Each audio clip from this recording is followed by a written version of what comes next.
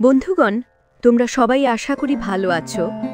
আজ SR spiritual story channel তোমাদের জন্য নিয়ে এসেছে কলিযুগ সম্পর্কে এক চমকে দেওয়া সত্য, এমন একটি তথ্য যা আমাদের এখনই জানা উচিত, এখনই উপলব্ধি করা উচিত। কারণ এই সত্য শুধু গল্প নয়, এটি আমাদের জীবন, সমাজ, পরিবার, ভবিষ্যৎ সবকিছুর সঙ্গে জড়িত। হিন্দু শাস্ত্রে বলা আছে, কলিযুগ আসলে হঠাৎ করে শুরু হয় না, এটি ধীরে ধীরে মানুষের মন, আচরণ, মূল্যবোধ ও সমাজকে গ্রাস করতে শুরু করে। আর সবচেয়ে ভয়ের কথা হলো, এই কলিযুগের 5টি প্রধান পাপ, যেগুলোকে শাস্ত্রে কলিজ 5 গ্রেট ভাইসেস বলা হয়েছে, এসবের বিস্তার ইতিমধ্যেই শুরু হয়ে গেছে। হ্যাঁ বন্ধুগণ, শাস্ত্রে বর্ণিত যে 5টি অশুভ শক্তি কলিযুগকে চালায়, আজ আমরা সেই 5টি পাপের সঠিক উৎস, শাস্ত্র উদ্ধৃতি এবং গভীর অর্থসহ জানতে চলেছি।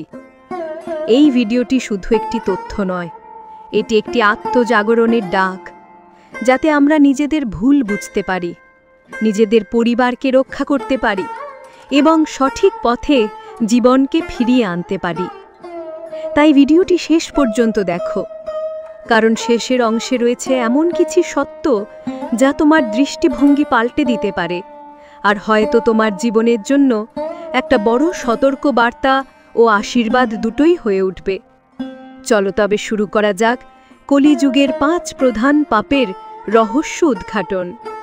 বন্ধুগণ, আজকের গল্প আপনার হৃদয় ছুঁয়ে যাবে, কারণ আজ আমরা আলোচনা করব কলিযুগের 5 প্রধান পাপ এবং সেই শাস্ত্রীয় কাহিনী যা অধিকাংশ মানুষ জানেই না। শোনার পর আপনি বুঝবেন কেন আজ সমাজে এত অশান্তি, এত প্রতারণা, এত অশুদ্ধতা। এই গল্প এসেছে শ্রীমদ্ ভগবতাম স্কন্ধ 1 অধ্যায় 17। চলুন 1000 বছরের পুরনো সেই মুহূর্তে চলে যাই। আকাশে তখন গোধূলির লালচে আভা, সূর্য ডুবে যাচ্ছে পশ্চিমে। রাজ্য পরিদর্শনে বেরিয়েছেন পাণ্ডবনন্দন মহারাজ পরীক্ষিত। বীরের মতো দৃঢ় হাতে ধরা ধনুক, আর তার দৃষ্টি রাজধর্মের মতোই কঠোর। হঠাৎ দূরে একটা অদ্ভুত দৃশ্য। এক ব্যক্তি রাজবস্ত্র পরে একটা গরু আর বলদকে লাঠি দিয়ে আঘাত করছে। বলদটির 3টে পা ভাঙা, মাত্র 1 পায়ে দাঁড়িয়ে কাঁপছে। গরুটির চোখে জল, তার সেই কান্না যেন পুরো পৃথিবীর ধর্মকে কাঁদিয়ে তুলছে। মহারাজ পরীক্ষিত কাছে গিয়ে বজ্রের মতো গর্জে উঠলেন, এই দুঃসাহস কার? ধর্মের প্রতীক গরু বলদকে আঘাত করছো কেন? সেই ব্যক্তি ভয় পেয়ে ধীরে ধীরে মাথা নিচু করল, আর যা বলল তা শুনে মহারাজ পরীক্ষিত মুহূর্তে বুঝলেন এ কোনো সাধারণ মানুষ নয়। সে বলল, মহারাজ, আমি কলিযুগের অধিপতি। হালকা শোনা যায় এক শীতল হাসি, মনে হয় যেন বলছে, যুগ পরিবর্তনের সাথে সাথে আমাকেও তো থাকতে হবে। পরীক্ষিত মহারাজের চোখ লাল, তিনি তীব্র রাগে ধনুক তুললেন, আমি তোকে এই দেশে থাকতে দেব না। ধর্মকে আঘাতকারী যেখানেই লুকাস, আমি সেখানে পৌঁছে যাব। কিন্তু হঠাৎ কলি হাঁটু গেড়ে বসে পড়ল, তার কণ্ঠে কাঁপুনি। মহারাজ, এ পৃথিবীতে তো প্রতিটি যুগেরই স্থান আছে। আপনি আমাকে সম্পূর্ণ তাড়িয়ে দিলে আমি কোথায় যাব? আমারও তো থাকার মতো কয়েকটি স্থান দরকার। দয়া করে আমাকে অন্তত কয়েকটি জায়গায় থাকার অনুমতি দিন। রাজা পরীক্ষিতের মন নরম হল, কারণ তিনি পাণ্ডবদের বংশধর। হৃদয় করুণা তাদের রক্তে বইত।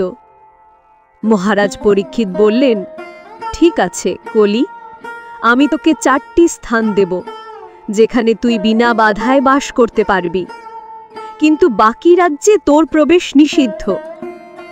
কলি মাথা তুলল, চোখে অদ্ভুত আনন্দ, মানুষের দুর্বলতার আনন্দ। মহারাজ 4টি পাপের স্থান ঘোষণা করলেন। 1. জুয়া, যেখানে মানুষ প্রতারণা, মিথ্যা আর লোভের খেলায় মত্ত হয়, ওখানে তুই থাকতে পারবি। এই জায়গা ধীরে ধীরে আজকের সমাজের মূল ধ্বংস হয়ে দাঁড়িয়েছে। 2. মদ্যপান, যেখানে মানুষ মদ, নেশা, মাদক এইসব দিয়ে নিজের বুদ্ধি হারায়, ওখানে তোর অধিকার থাকবে। এই নেশাই আজ সবচেয়ে দ্রুত গতিতে মানুষের মন নষ্ট করছে। 3. অবৈধ সঙ্গম, যেখানে শুচিতা নেই, যেখানে পরিবার ভেঙে যায়, যেখানে কামের আগুনে মানুষ নিজের সংযম হারায়, সেই সব স্থানে তুই স্বচ্ছন্দে থাকতে পারবি। এটাই আজকের সমাজের সবচেয়ে প্রচ্ছন্ন পাপ। 4. পশু হত্যা, যেখানে হিংসা আছে, প্রাণী হত্যা আছে, সেখানে তুই শক্ত হয়ে বসে থাকবি। যেখানে দয়া নেই, সেখানে ধর্মও থাকে না। কলি থমকে গেল। সে আবার প্রার্থনা করল, মহারাজ, আমাকে আরেকটি জায়গা দিন, যেখানে এই 4টি পাপ সহজে জন্মায়।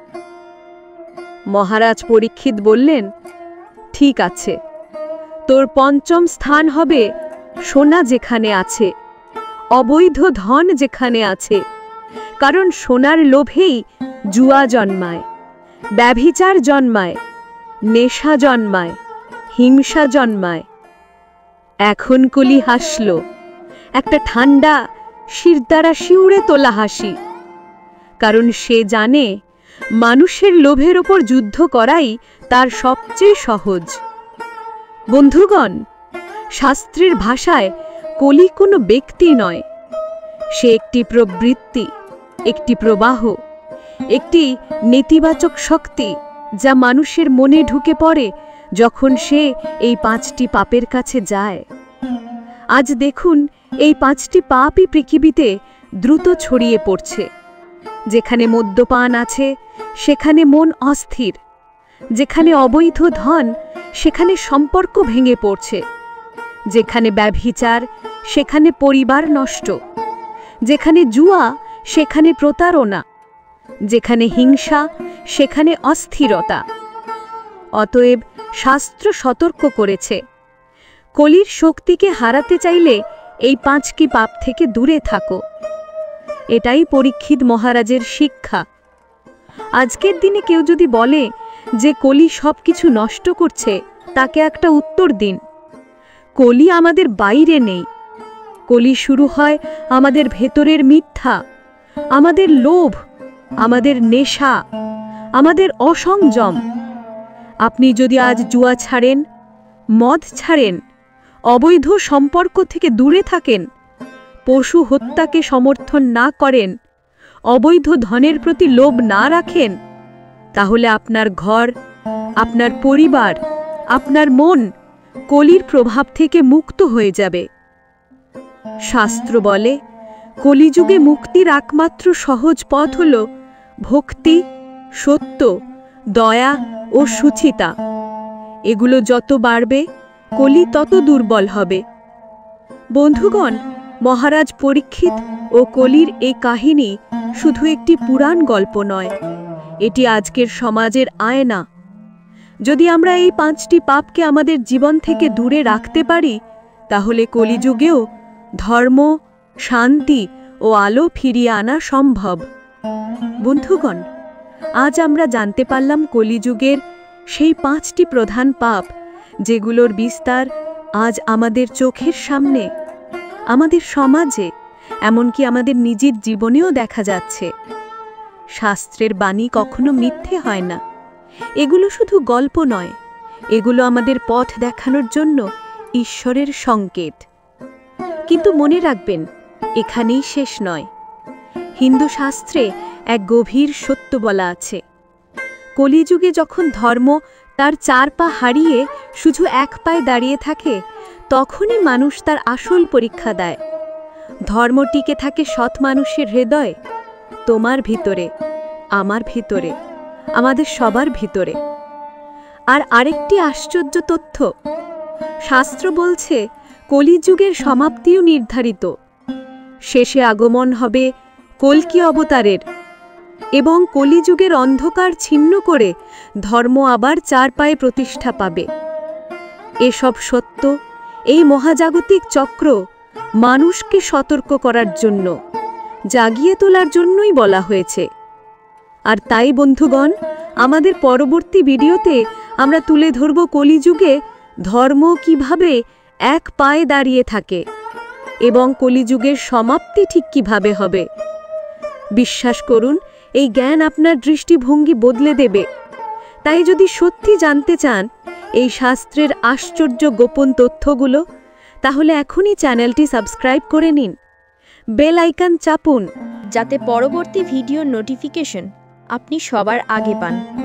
সকলেই ভালো থাকবেন, সুস্থ থাকবেন এবং হিন্দু ধর্মকে এগিয়ে নিয়ে যাওয়ার এই পথে আমাদের সাথে থাকবেন।